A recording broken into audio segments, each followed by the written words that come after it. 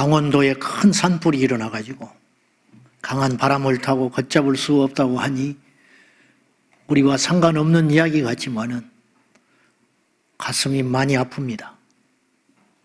축구장 7,000개 이상이 타버리고 여의도 면적의 42배가 탔다고 하니까 돈으로 환산할 수 없는 것이지요. 얼마나 그 나무를 키우고 공들이고 근데 주거지가 파괴가 되고 또 쉽게 잡히지가 않는다고 하니까 하나님께 나약한 우리들은 기도할 뿐입니다. 좁은 땅덩어리에 그렇게 또 큰 손실을 입었다고 하니 참으로 애석하기 짝이 없습니다. 더 어이가 없는 것은 방화를 했다는 거예요. 부탄가스 토치로 여기저기 불을 내가지고 그런 정신 나간 짓을 해가지고 이렇게 어마어마한 화재를 일으켰으니 말을 잊어버리게 합니다.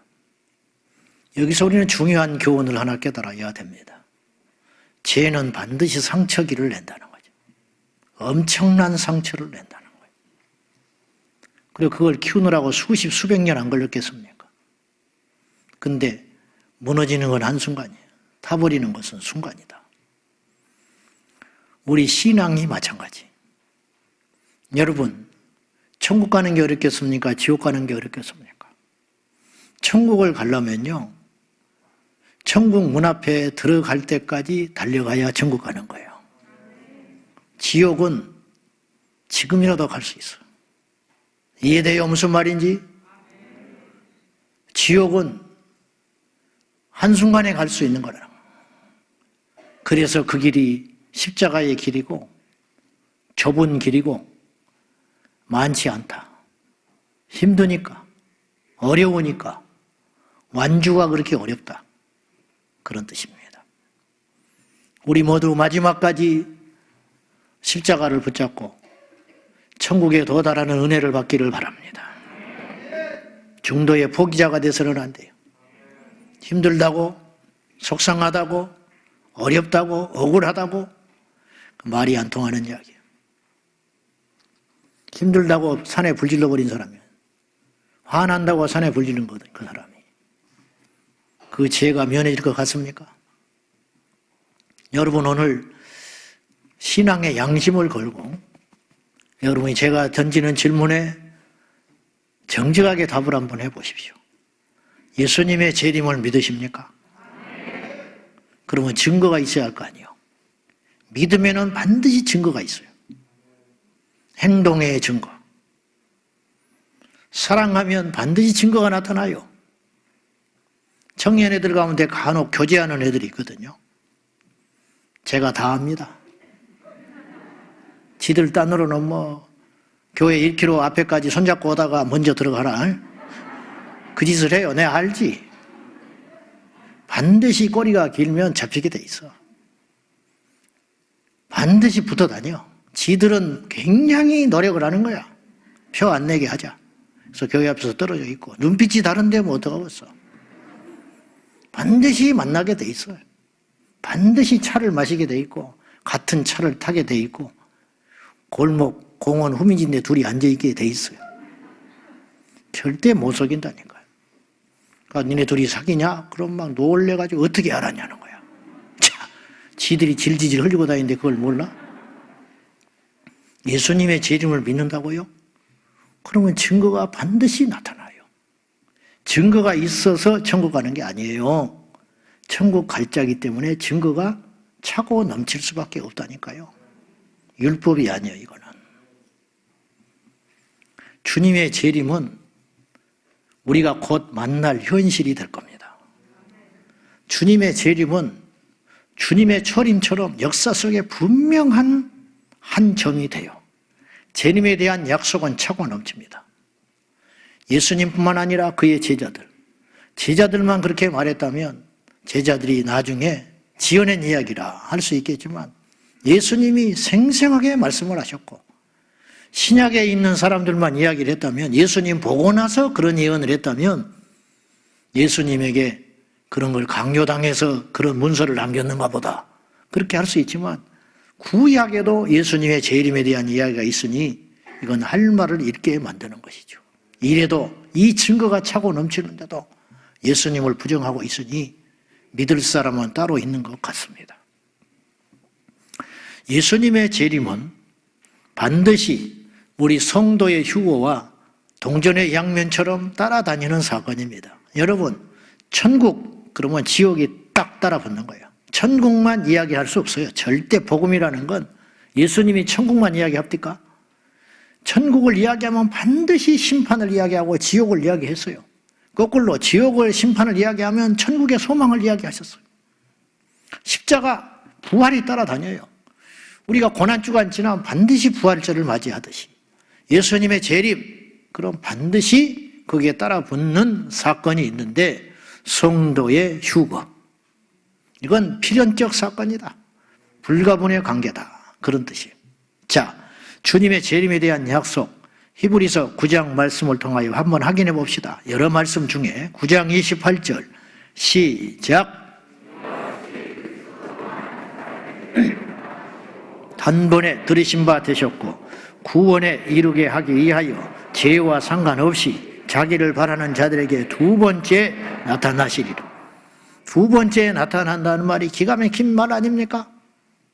그리스도께서 단번에 자기의 목숨을 드림으로 모든 인류의 죄를 속량하시고 우리를 죄 없게 하신 후에 그분께서 죄와 상관없어진 믿음으로 의롭게 된 자들을 데리러 오기 위하여 반드시 역사 속에 두 번째 나타나시리라. 얼마나 기가 막힌 말입니까? 휴거라는 단어는 성경에 없어요. 그러면 틀린 말인가요? 그렇지 않아요. 여러분, 삼위일체라는 말이 성경에 없습니다. 창세기부터 계시록 20장까지 눈을 씻고 읽어보십시오. 삼위일체라는 말이 등장하는지. 그러나 삼위일체는 신학적으로 완벽한 성경적 근거가 있는 겁니다. 성부 하나님 하늘에 계시고 예수님 세례 받으실 때 지상에서 예수님 세례 받으셨고 성령이 비둘기같이 임하셨고 아버지와 아들과 성령이 하나인 것입니다. 그래서 삼위일체를 부인하면 이단이 되는 거예요. 마찬가지로 휴거를 부인하면 그거는 믿는 자가 아닌 거예요. 그러면 휴거가 성경에 있냐? 휴거라는 단어는 없지만 휴거를 명시할 수 있는 분명한 사건과 표현들이 성경에 있다. 대표적으로 데살로니가 전서 4장 17절 같이 봅니다. 시작.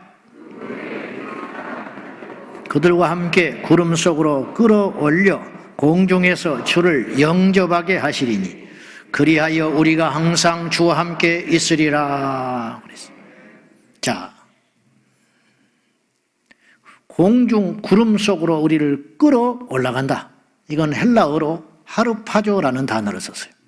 하르파조라는 단어는 이제 우리는 모르지만 그 당시 이 그리스 문화권에 있는 사람은 다 알아듣는 말이에요. 그 말이. 캐치업, 영어로 그렇게 되어 있는 거를 휴거로 끌어올려라는 말로 번역을 했는데, 자, 이 하르파조라는 단어는 어떤 뜻이냐면 이런 뜻이에요. 내 뜻과 상관없이 강력한 힘에 의하여 강제로 끌려 올라가는 것. 이 현상을 하르파조라고 썼는데 사도 바울은 하르파조라는 단어를 여기다 썼다 이 말이에요. 쉽게 말을 해보면은 병아리 두 마리가 둘이 노닥노닥 하면서 모이 한번 찍고 하늘 쳐다보고 둘이 이렇게 서로 쳐다보고 이야기하고 있었는데 땅 한번 쳐다보고 고개를 들었더니 동료가 없어져 버렸어. 어떻게 없어진 거냐? 공중에서 맴돌던 독수리가 시속 200km가 넘는 속도로 날려오더니 인기척도 없이 자기 동료 병아리를 탁 낚아채서 없어져 버렸어. 공중을 봐도 없어. 그 속도로 날아가 버렸고 친구가 감쪽같이 없어져 버린 거야. 인기척도 없이. 이 현상을 뭐라고 그랬느냐? 하르파조. 그렇게 이야기하는 거예요. 성도들이 그렇게 마지막 때 휴거될 거라는 거예요. 여러분 유튜브에서 이런 영상 봤는지 모르겠는데 곧 있을 현실을 영화로 만들었다고 나는 봐요.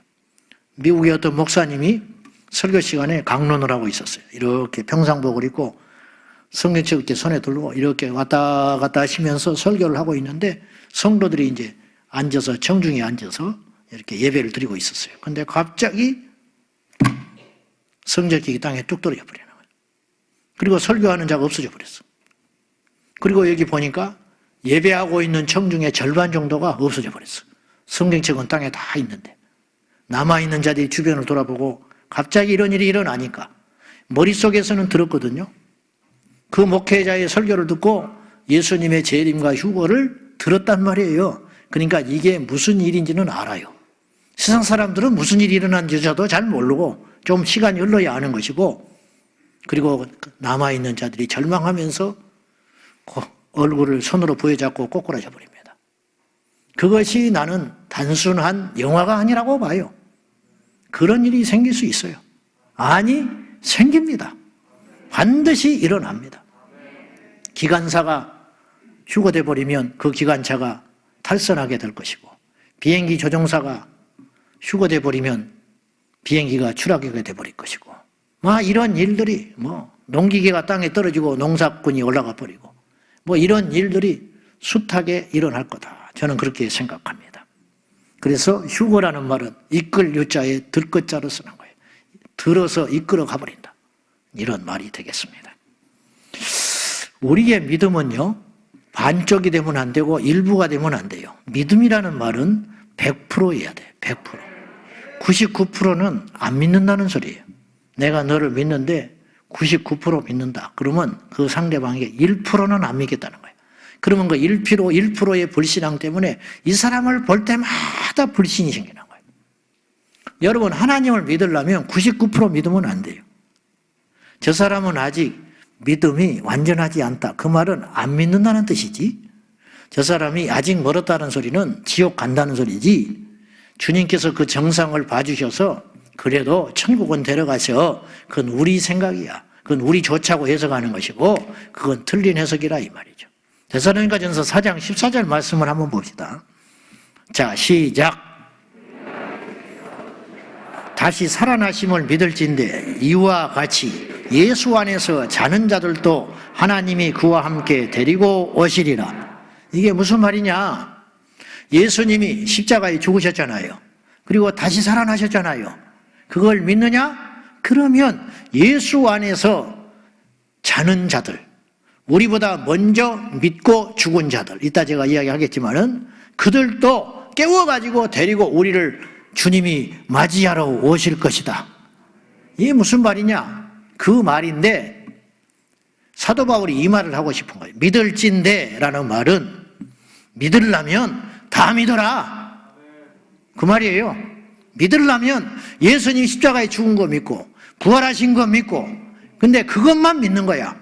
그런 믿음 갖지 말고 예수님 십자가에 죽은 거 믿고 다시 부활하신 것도 믿는다면 너도 주님 오실 적에 들림받아 공중에서 예수님을 만날 것도 믿어라. 믿을진대. 왜 어떤 건 믿고 어떤 건 안 믿냐 이 말이에요.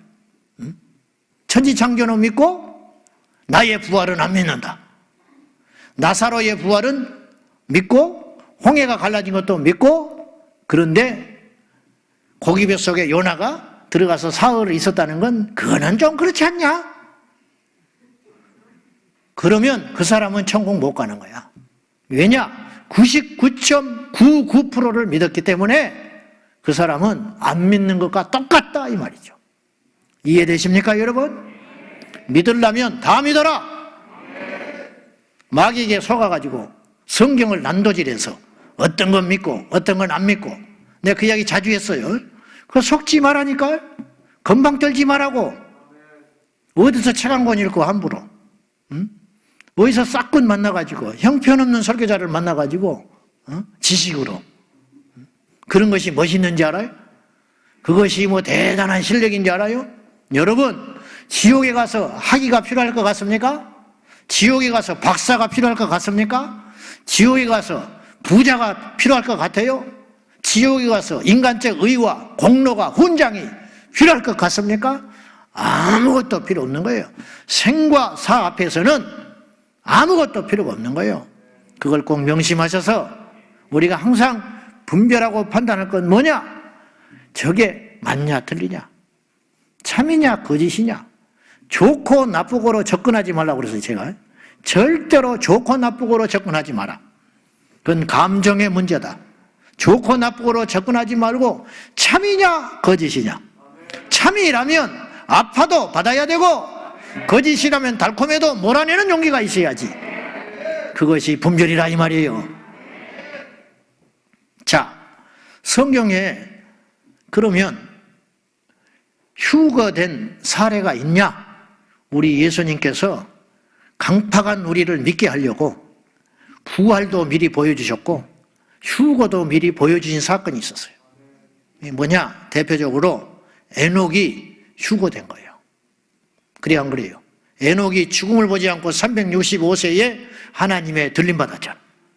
엘리야 불병거와 불말을 타고 공중으로 승천했어요. 물론 예수님도 승천하고 엘리야도 승천했지만 승천했다라는 말은 이 몸뚱아리 가지고는 못 가는 거예요.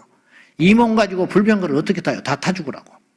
근데 한번 장관입니다. 생각해 보십시오. 엘리야를 태우러 말과 이 병거가 왔는데 전투 병거가 촥 공중에서 내려오는데 천사가 있었을 거예요. 천사가 운전하고 내려올 텐데 뒷좌석 비워놓고 말이 몇 마리가 있는지는 모르지만 그 불병거와 불말이 확 신비로운 불에 휩싸여가지고 호렙산 떨기나무에 불이 붙었지만 타지 않잖아요. 그게 하나님의 불이거든요. 그 불에 휩싸여가지고 엘리야를 태우러 저 공중에서 쫙 오는 거야. 근데 엘리야가 이 몸뚱아리 가지고 어떻게 탔겠어? 그래서 엘리야가 변했다는 흔적이 있는데 옷을 버려두고 올라가잖아요. 그건 뭐냐? 이 몸이 변했다는 뜻이에요. 가지고 그 별병거에 탁 타고 공중에 올라가는 거예요. 할렐루야. 왜 이런 것을 구약에 미리 주님께서 하셨을까? 엘리야가 이뻐서가 아니고 오늘 우리를 그 증거로 믿으라고. 그러면 우리도 능히 그렇게 될 수 있다는 거예요. 능히. 부활, 성도의 부활. 아이, 부활이 있겠냐고. 예수님이니까 부활했지. 그래서 하나님이 우리를 가르쳐 주시려고 마태복음에 예수님이 십자가에 달려 운명하는 그 순간에 예루살렘 근교에 있는 무덤이 열리고 죽은 자들이 살아났어요. 그래가지고 그들이 기다리고 있다가 예루살렘 성으로 들어가서 살았다고요. 근데 그들도 죽었을 거예요. 그들의 부활은 우리처럼 장차 있게 될 신령한 부활이 아니고 육의 부활이에요. 철저히 육의 부활. 나사로도 부활한 거거든요. 나흘 만에 다시 살아났잖아요. 근데 신령한 예수님과 같은 완전한 부활이었으면 나사로는 지금까지 살고 있었을 거예요. 이 지상에서. 근데 나사로는 그 전에 육체적 부활이었기 때문에 썩은 몸이 다시 회복돼가지고 육체적 부활이었기 때문에 그도 얼마 살다가 또 죽은 거예요. 그래서 우리 눈에 지금 마주칠 수가 없는 거지. 어쨌든 주님의 능력을 제한하지 말아달라고 말이죠. 그러니 이런 성경의 사례를 볼 때 우리 예수님이 공중에서 다시 오신다는 건 능한 일이고 분명한 일이고 그와 더불어 성도들의 부활과 휴거도 당연한 일이다. 그런 뜻이에요. 자, 오늘 성경 잠깐 눈으로 따라와 봅시다. 27절부터 번개가 동편에서 나서 서편까지 번쩍인 같이 인자 임함도 그러하리라. 이건 뭐냐? 예수님의 재림은 우주적 대이벤트가 될 거라는 거예요. 철임은 한 지역에 아무도 모르게 목자 그리고 동방박사 세 사람만 알도록 오셨다. 그래서 그분이 언제 태어난지도 모른다고 그랬지요. 그러나 예수님의 다시 오심은 전 우주적 사건. 그래서 동에서 서 이게 이제 비유인데 알아듣게 하려고 번개가 동에서 서에 번쩍거리면 다 볼 수 있잖아. 그런 것처럼 예수님이 오실 때 모르는 사람은 한 명도 없다. 다 알게 된다. 그렇게 장엄하고 광점하게 아주 광활하게 오실 것이다. 28절 죽음이 시체지요.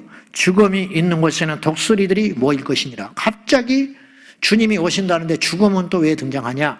우리가 지금까지 6번째 이 재림에 대한 설교를 하면서 예수님의 재림 직전에 있을 난리, 재난, 환난, 기상이변, 기근, 영적인 미혹들 이런 이야기들만 했는데 이런 이야기들의 공통점은 뭐냐면 예수님의 재림 전의 이야기라는 거예요. 전의 사건들. 그죠? 근데 오늘 본문은 이제 분위기가 달라진 거예요. 이건 뭐냐면 본격적으로 예수님이 오실 그 타이밍, 그 시점에 이런 일이라는. 근데 예수님이 오실 때 죽음이 이 지상에 널브러져 있다는 거예요. 그래서 시체를 뜯어먹으려고 독수리들이 모이는 현상이 이미 있다. 그런 와중에 예수님이 오신다. 전쟁에, 기근에, 지진에, 난리에, 짐승의 표에 뭐 이런 재난의 연속들 속에, 그리고 요한계시록에 의하면 하늘에서 피 섞인 우박이 떨어지고, 그리고 땅의 물들이 3분의 1이 쑥으로 변해버리고, 바다에 물이 3분의 1이 못 먹게 되고, 그러니까 물고기들이 다 죽고, 막 이런 일들이 일어남으로 인하여 결국은 인간들이 엄청나게 피해를 보고 지구 인구의 30% 이상, 제가 볼 때는 3분의 1, 3분의 1이 계속 반복되는 걸로 봐서 적어도 7, 80% 이상은 이미 소실되고 없을 거 아닌가. 그 시체들이 묻을 수도 없어서. 코로나도 지금 시체가 다 묻지 못한다고 했는데 일부가 죽었는데도 불구하고 아마 그때는 시체들을 독수리가 물고 뜯는 일들이 비일비재하게 일어나고 있을 수도 있다. 이거 문자 그대로 해석하면 그런 뜻입니다. 예수님이 굉장히 디테일하게 주님의 재림과 관련하여 말씀을 하고 있다는 걸 우리는 잘 들어봐야 돼요.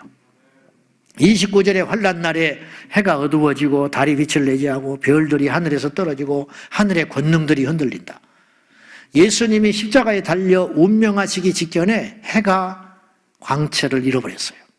그래서 그들도 깜짝 놀랐잖아. 그리고 돌아가신 다음에 다시 해가 제빛을 발한단 말이죠. 예수님의 재림하실 적에 일시적으로 해와 달, 그리고 별들이, 그리고 하늘의 권능이 흔들린다라는 말은 현대어 성경에는 이걸 이렇게 표현을 했어요. 천체 축이 흔들린다. 우주 천체 축이 확 뭐 우주의 대변동이 일어나는, 막 한번 출렁거리고 흔들려버린다. 주님이 오실 때. 우리 주님의 재림이 전 우주적 사건이고 얼마나 큰 사건인가를, 이 우주가 얼마나 큰지 알죠? 얼마나 큰지를 몰라. 그렇게 커. 진짜 부자는 얼마가 돈 있는지를 몰라. 알겠어요? 우리 집에 돈이 있다, 그건 아무것도 아닌 거야. 진짜 부자는 자기 아버지가 얼마나 부자인지도 몰라. 이 우주가 얼마나 큰지를 몰라요. 근데 이 큰 우주에 대충격이 일어난다는, 그건 뭐냐? 우리 주님이 이 우주보다 훨씬 크다는 뜻이에요. 우리가 그분을 우리 아버지로 모시고 있는 거야. 길을 피셔요. 어깨 펴. 그까짓 거. 없으면 어때? 몇십 년만 고생하면 되는데. 멸시 받으면 어때? 몇십 년만 견디면 천국에 가서 영광의 보좌에 앉게 될 것인데. 이런 말들이 그냥 웃자고 하는 소리도 아니고 여러분에게 그냥 용기 주려고 하는 말도 아니에요. 사실이잖아, 사실. 우리가 안 믿어서 그렇지. 안 믿으니까 문제지. 30절, 그때에 인자의 징조가 하늘에서 보이겠고 그때에 땅의 모든 족속들이 통곡하며 그들이 인자가 구름을 타고 능력과 큰 영광으로 오는 것을 보리라. 구경꾼은 저주받은 인생이에요. 예수님 재림할 때 주인공이 돼야지. 예수님 재림하실 적에 신부가 돼야지. 예수님 재림할 때 들러리가 되면 이 인생은 이미 이 땅에 버려진 인생이라는. 땅에서 예수님 오시는 걸 보면 안 돼요. 오늘 예배하는 저와 여러분, 영상으로 예배하는 성도 여러분, 땅에 주저앉아가지고 통곡하는 일이 있으면 안 된다 이 말이요. 왜 통곡하겠어? 내가 틀렸구나. 내가 건방 떨었구나. 내가 어리석었구나. 이제 후회해도 늦어. 마누라 말을 들을 걸, 친구 말을 들을 걸, 선생님 말을 들을 걸, 길거리에서 전도하는 자의 그 말을 들을 걸. 내가 교회 처음 갔는데 말도 안 되는 소리 하고 있길래 다시는 교회 안 가버렸는데 내가 갔어야 되는데, 그러한 후회가 넘치는 사람들이 땅바닥에 주저앉아가지고 피눈물을 흘리면서 발등을 찍고 공중에서 재림하신 예수님을 구경만 하고 있을 것이다. 그래서 모든 민족이 통곡한다는 말은 모든 사람이 멸망받는다는 뜻이 아니라 안 믿는 열방의 민족들이, 잘난 척하고 똑똑한 척하고 거만했던 그 모두가 땅바닥에 주저앉아서 예수님을 구경하는 비극의 주인공이 될 것이다. 그런 사람들이 교회 밖에만 있겠습니까? 교회 안에는 없을까요? 교회 안에도 있어요. 교회 안에 있어. 단언코 이야기하지만 교회 안에도 구경꾼이 있을 수 있어요. 주님 오셨는데 주인공이 못 돼. 잔치가 열렸는데 잔치집에 못 들어가. 왜? 예복을 안 입었거든. 이게 예수님의 비유 아니요. 교회에 등록은 돼 있는데 이름은 있는데 천국에 이름이 없는 거야. 목사로서 졸업장은 받았는데 신학교에 졸업했다는 명분은 있는데 천국에 이름이 없는 목사는 없을 것 같습니까? 장로는 됐는데 천국에 입사 장로는 아닌 사람이 차고 넘친다고. 집사는 맞는데 스데반 집사 같은 믿음의 반열에 못 들어갈 집사가 이 땅의 교회에 차고 넘친다고. 어디 가서 엉뚱한 짓 하고 외도나 하고 다니고 바람이나 피우고 다니고 세상에 가서 음란한 짓이나 하고 다니는 집사들이 교회 안에 수두룩해. 한국교회 안에.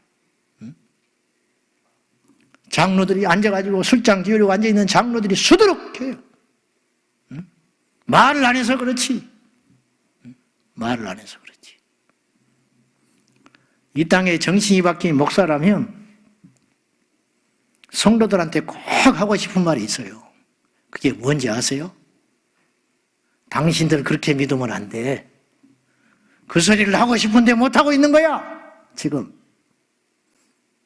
여러분한테 지금 혼내고 있는 게 아니고, 그럴 것 같아, 그럴 것 같아.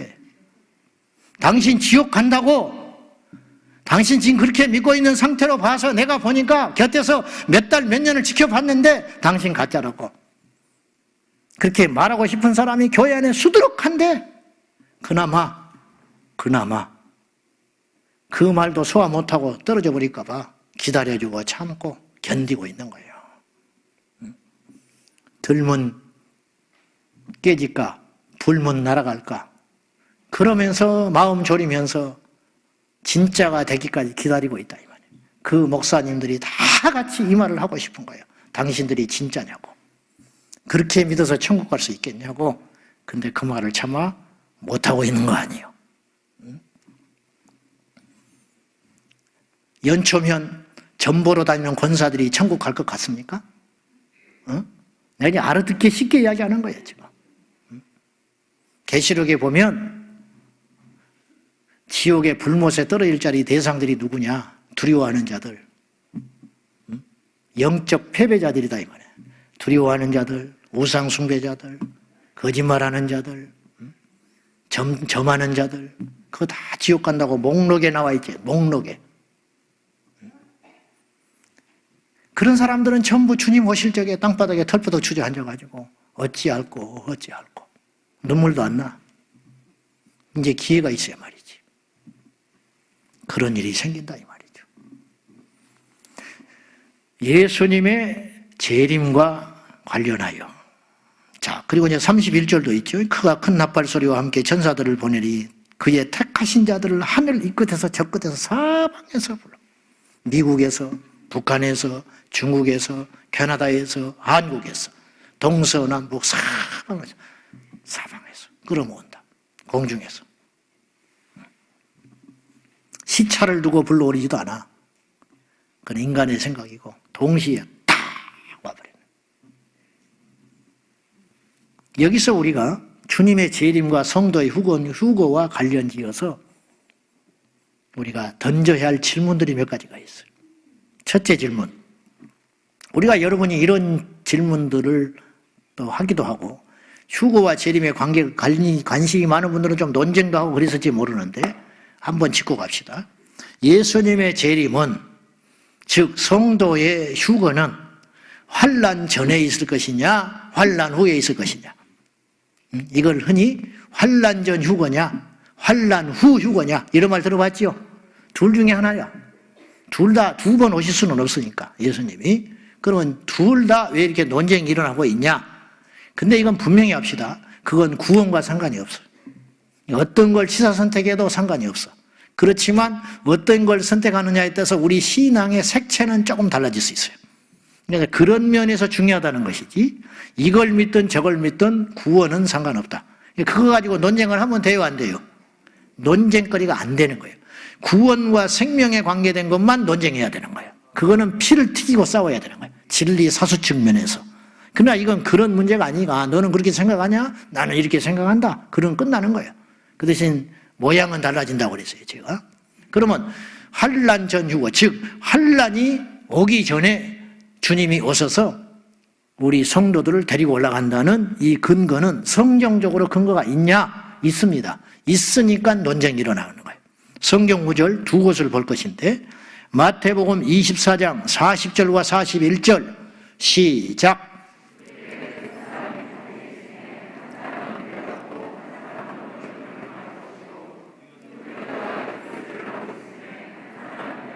한 사람은 버려둠을 당할 것이니라. 이게 이제 큰 핵심은 뭐냐면 예기치 않는 주님의 재림이에요. 갑자기 오신다는 거예요. 잠잘 때든 일을 할 때든 오실 수 있다.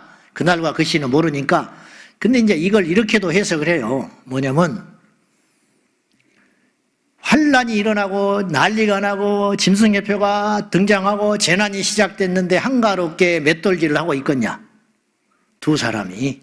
그러니까 이거는 편안할 때를 묘사한 거다. 그리고 두 사람이 평안히 잠을 자고 있겠냐? 그러니까 이건 뭘 말하는 거냐면 평안하고 무난할 때 주님이 오신다는 것이므로 환란 전에 예수님이 오셔서 우리를 데려간다라고 하는 성경의 구절이 된다. 그렇게도 해석을 하지요. 데살로니가 전서 5장 3절 시작. 평안하다 안전하다 할 그때에 임신한 여자에게 해산의 고통이 이름과 같이 멸망이 갑자기 그들에게 이르리니 결코 피하지 못하리라. 평안하다 그리고 안전하다, 이건 평화의 시즌이죠. 이런 말이 나오겠냐 이 말이에요. 환난과 재난이 있으면. 근데 그때 주님이 오신다, 이런 뜻이죠. 그래서 환난 전에 우리 예수님이 오셔서 성도들을 데려간다는 근거를 여기를 가지고 이야기를 해요. 그러면 거꾸로 환난이 다 지난 다음에 우리 주님께서 성도들을 공중에서 불러 모으리라 하는 것은 성경이 어디를 봐야 되냐? 오늘 29절 보세요. 자, 다시 한번 읽어요. 시작. 달이 빛을 내지 아니하며 별들이 하늘에서 떨어지며 하늘의 권능들이 흔들리리라. 오늘 말씀에 분명히 예수님 말씀하셨어요. 환난 후에 내가 온다, 이런 뜻이에요. 환난 후에 해가 빛을 잃고 달이 빛을 잃고 별들이 떨어지고 천체가 흔들린 후에 내가 오리라. 주님이 그러잖아요. 환난 후에 온다. 그리고 13절에 보시면 24장 13절에 보면 그러나 끝까지 견디는 자는 구원을 얻으리라. 뭘 견디란 말이요? 핍박을 견디라는 말이잖아요. 환난을 견디라는 말이잖아요. 그리고 나서야 너희들이 구원을 얻게 되리라. 너희들이 휴거되리라. 나를 만나리라. 그런 뜻 아닙니까? 그리고 지난주에 우리가 말씀한 것처럼 22절에 보면 그날들을 감하지 아니하면 모든 육체가 구원을 얻지 못할 것이나 그러나 택하신 자들을 위하여 그날을 감하시리라. 택한 자들도 환난을 피할 수 없다라고 하는 역설적인 표현이죠. 그러니까 성도들 어려움과 환난을 당하지만 내가 지켜줬다, 지켜주시겠다, 그런 표현 아니겠습니까? 이런 걸로 종합해 보면은 환난을 통과하고 나서야 성도들이 휴거된다, 이런 성경적 근거도 확실히 나와 있잖아요. 이것이 이제 양립을 하고 있는 거예요. 그러면 환난 전에 우리 주님이 오신다고 믿으면 안심이 되고, 환난을 통과하고 나서야 주님이 오신다면 우리를 긴장하게 만드는 거죠.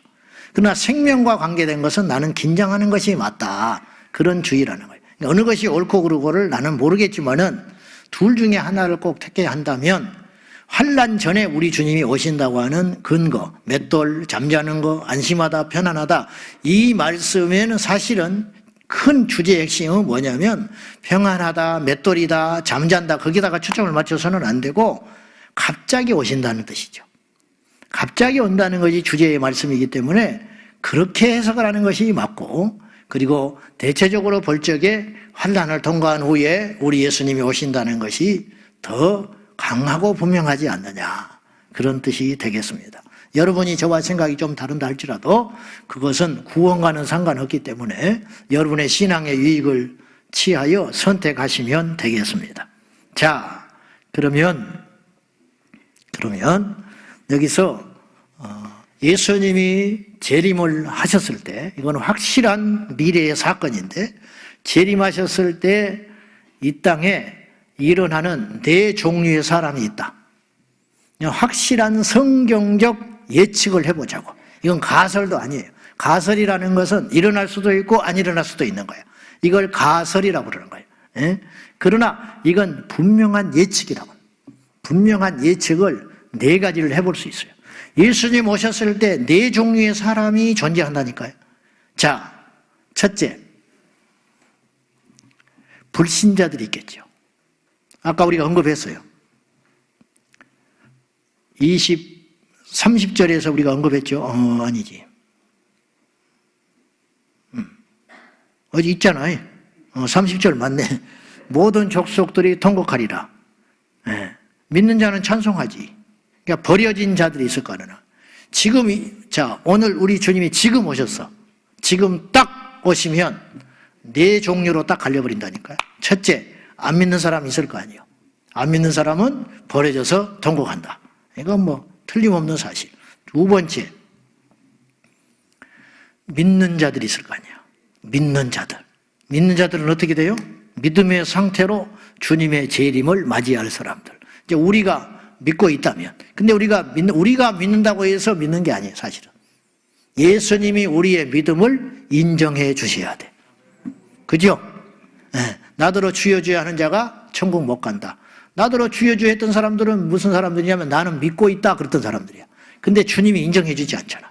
네, 그건 아닌 거죠. 그러니까 주님이 보실 때 확실히 믿는다고 보증된 그걸 전제하고 진짜 믿는 사람들은 어떻게 된다고요? 공중으로 끌어 올라간다. 그런 뜻이에요. 두말할 나위도 없어요.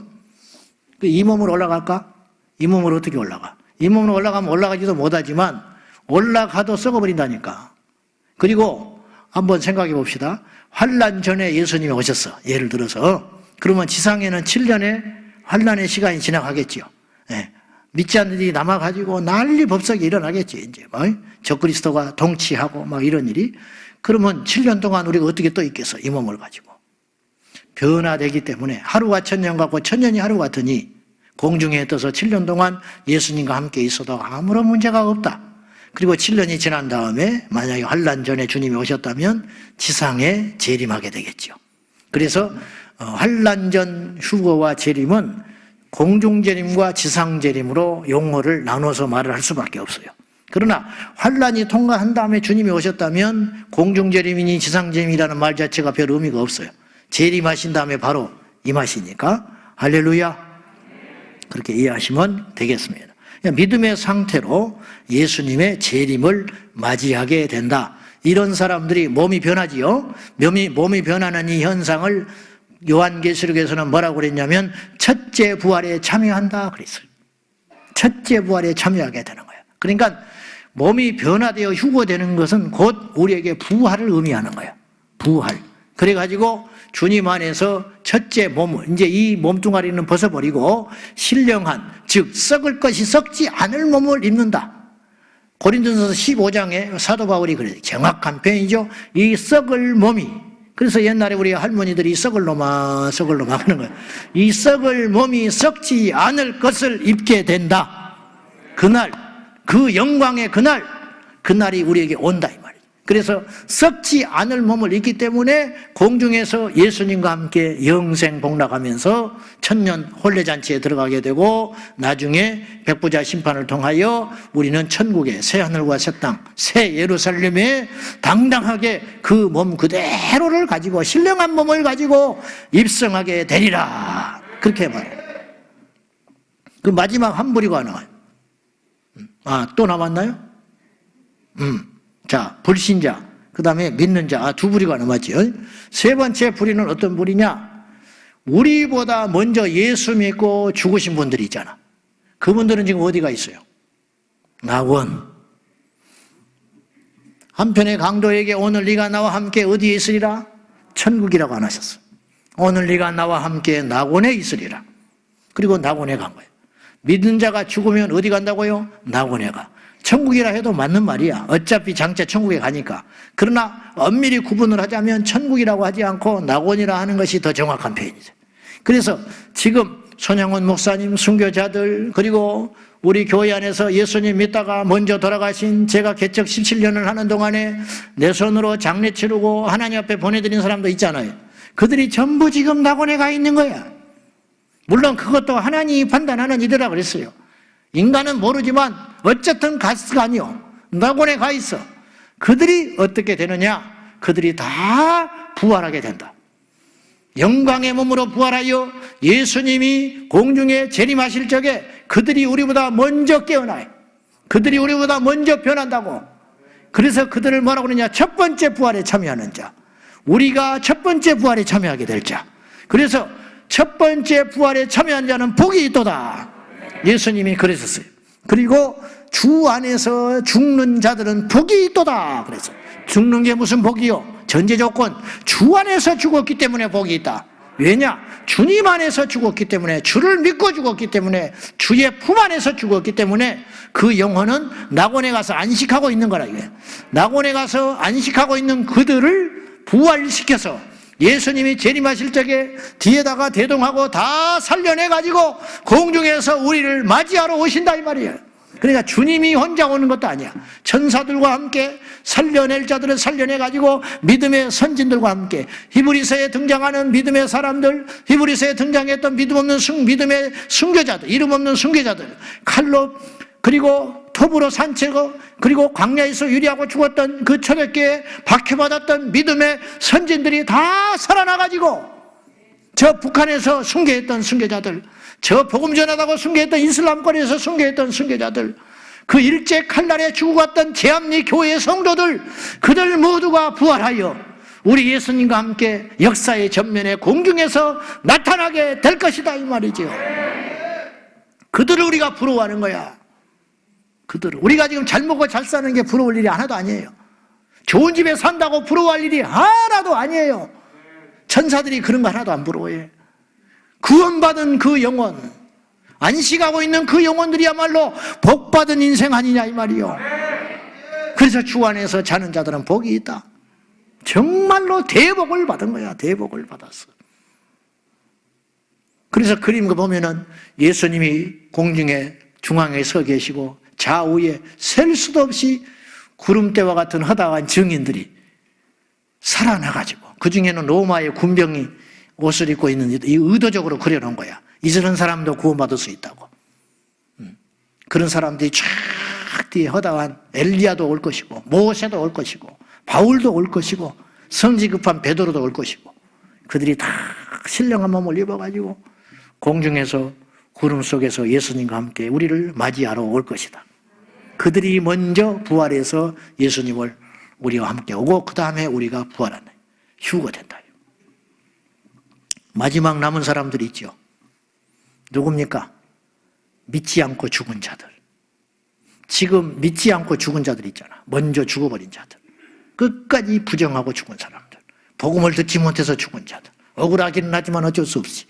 어쨌든 우상숭배하다가 죽고 사이비 이단에 빠져서 죽고 인생을 탕진하다가 죽은 무수히 많은 사람들이 있을 거 아니에요. 그들 모두는 어떻게 되느냐? 예수님의 재림과 아무 상관이 없어요. 그들은 어디에 가 있냐? 음부에 가 있어요. 음부.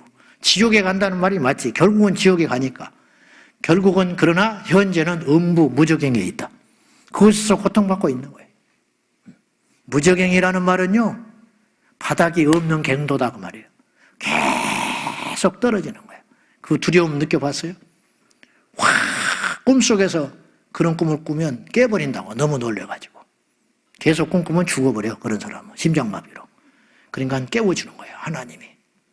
확 놀래가지고. 막 추락하는 거 있잖아, 막. 예? 그것이 무저갱이라. 그 공포, 두려움, 사망, 그 어둠, 불 가운데 음부에서 심판받고 있는. 그들은 예수님 오셨을 때 계속 심판받고 있어요. 그러다가 천년 혼인잔치, 그리고 천년 왕국이 끝난 후에 곶감하고의 마지막 테스트가 끝난 다음에, 그 이야기는 복잡하니까 나중에 셀 모임할 때 니들한테 들으시고, 그리고 나서 주님께서, 어린 양 예수께서 흰 보좌 위에 앉으셔서 그때 심판을 할 때 그리스도를 부정하고 믿지 않고 죽은 자들이 그때 깨어나는 거예요. 그것이 성경에 있는데 요한계시록 20장 13절과 14절 말씀에 있어요. 다 같이 시작.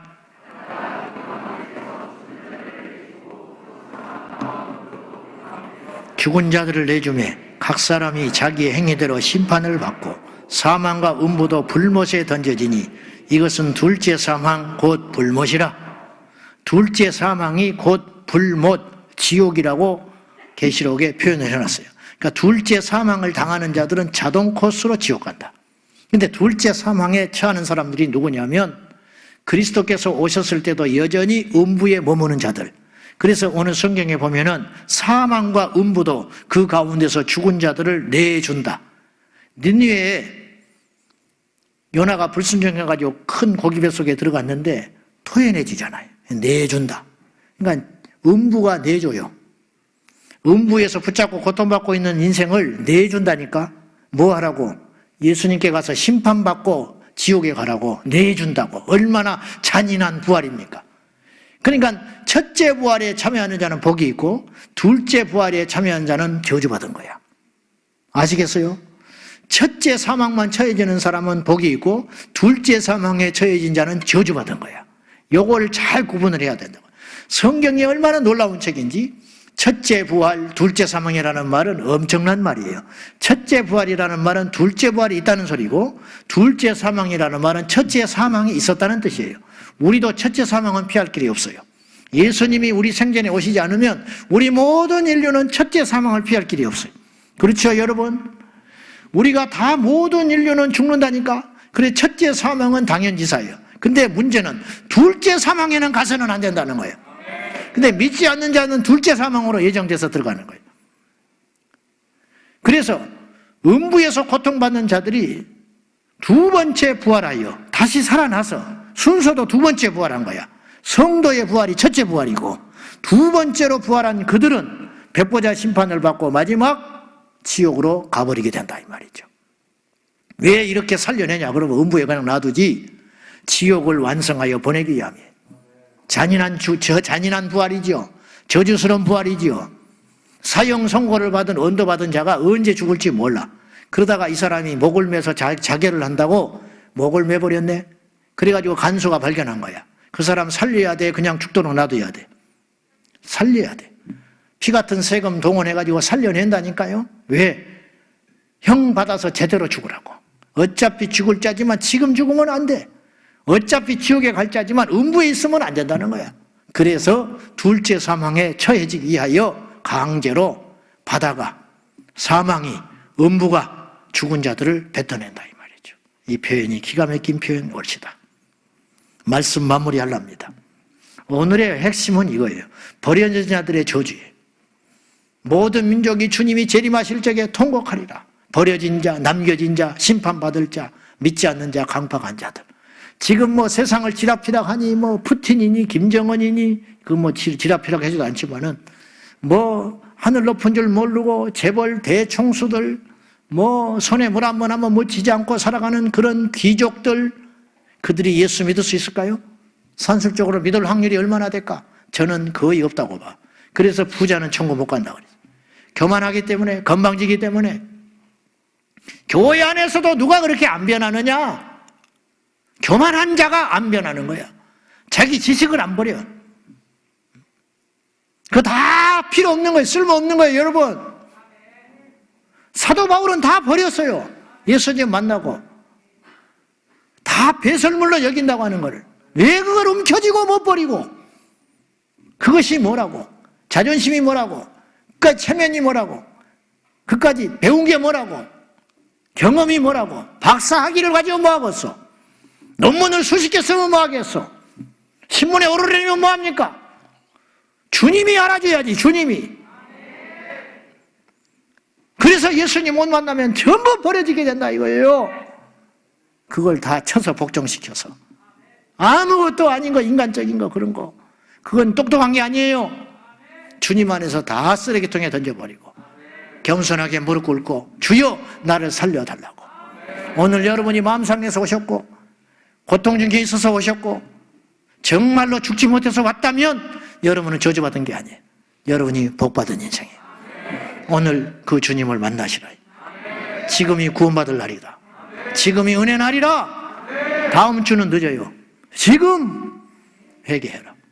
철저히 회개하고 주님 만나서 우리 예수님 오실 적에 첫째 부활에 들어가 모두 휴거하고 들림받아 심판이 더 이상 없도록. 여러분, 죽는 자들에게는 기회가 없어요. 음부에 가 있는 사람은 다시는 다시 믿을 수 있는 기회가 없어. 반대로 믿고 죽은 자는 더 이상 심판과 유혹과 마귀로부터 시험을 받는 일은 절대 없다는 거죠. 그러니까 지금 만나버려야지.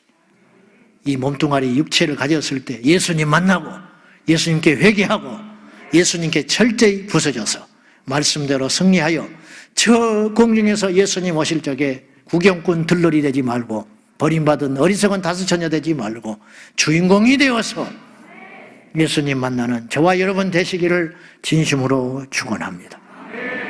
기도하십시다. 하나님 아버지, 우리 주님 다시 공중에서 우리를 맞이하러 오실 걸 저희는 의심하지 않습니다. 주 예수여 오소서, 오셔서 우리를 저 공중에 들려주시고 낚아채 주시고 끌어올려 주셔서 우리를 자녀 삼아 주신 증거를 보여주시고 이 땅에 버려진 자 되지 않게 하소서. 우리 예수님 다시 오실 적에 지상에 주저앉아 통곡하는 일이 없도록 주여 우리에게 겸손한 애통하는 마음을, 심령에 가난한 마음을 허락하여 주옵소서. 예수님의 이름으로 기도 올리옵나이다.